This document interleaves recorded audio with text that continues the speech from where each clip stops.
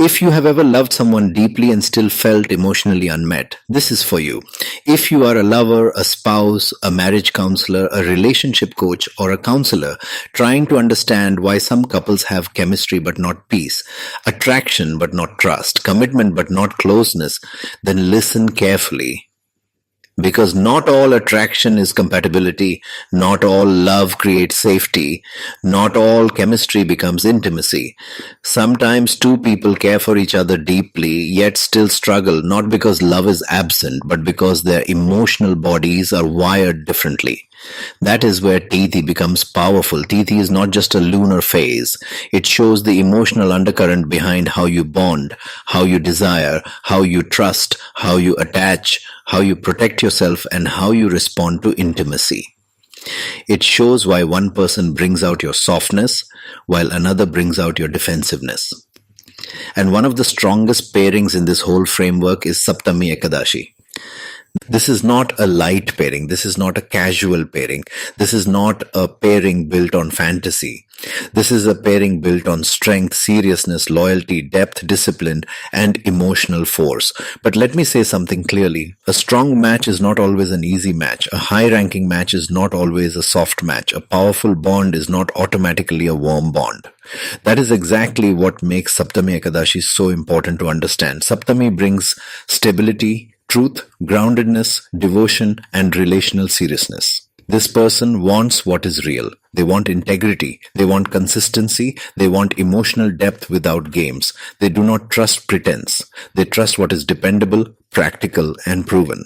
Ekadashi brings focus, discipline, restraint, purpose, and transformative intensity. This person is often independent, self-controlled, and deeply committed when invested. They may not always look emotionally soft, but they carry force. When they love, they often love through dedication, endurance, sacrifice, and concentrated presence. So what happens when these two come together? One person says, I need truth, stability, and something I can trust. The other says, I need depth, purpose, and something worth giving myself fully to. That is why this pairing is so strong.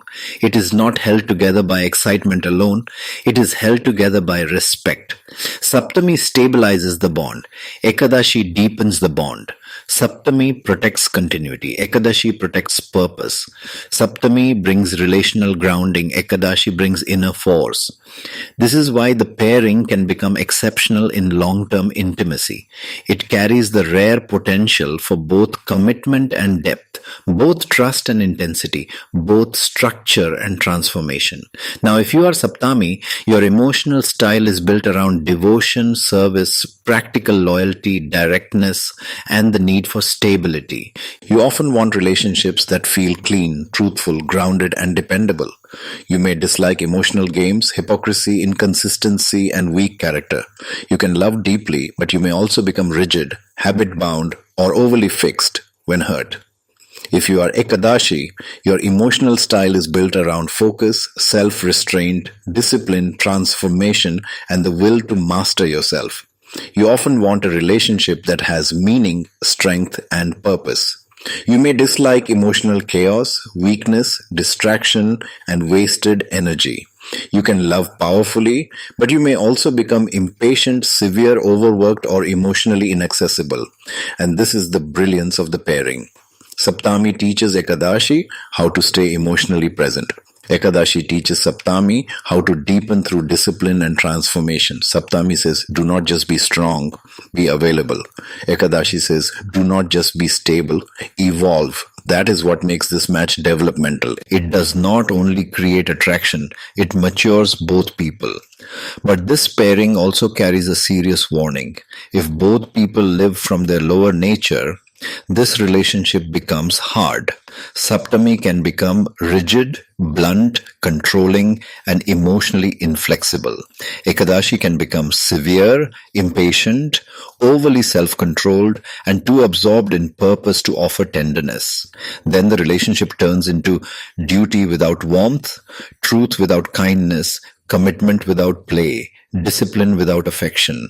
And many strong couples quietly suffer exactly there. From the outside, they look solid. Inside, the bond stops breathing. That is why this pairing needs conscious softness.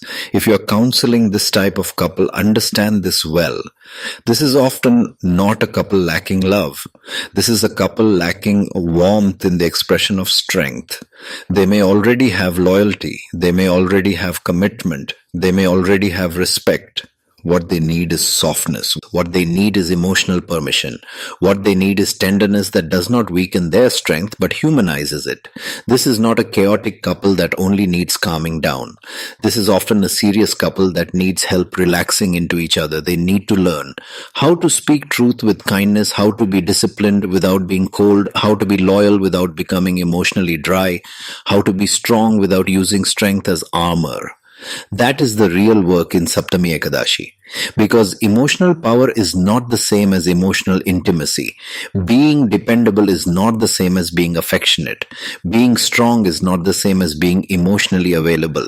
Being committed is not the same as making the other person feel safe. And if this pairing learns that lesson, it becomes one of the most durable and quietly powerful bonds you will see. Not because it is dramatic, not because it is fantasy driven, not because it is effortless, but because it can carry weight. Real relationships are not tested only in attraction. They are tested in disappointment. They are tested in stress. They are tested in routine. They are tested in silence. They are tested in whether two people can remain connected when life gets heavy. Saptami Ekadashi can do that. But only when both stop using strength as defense and start using strength as devotion. So if you are in this pairing, ask yourself, am I bringing truth with warmth? Am I bringing discipline with tenderness? Am I making the bond stronger or just harder? Am I helping my partner feel respected and emotionally safe? Am I building a relationship that can endure and still breathe? That is where the real intimacy begins.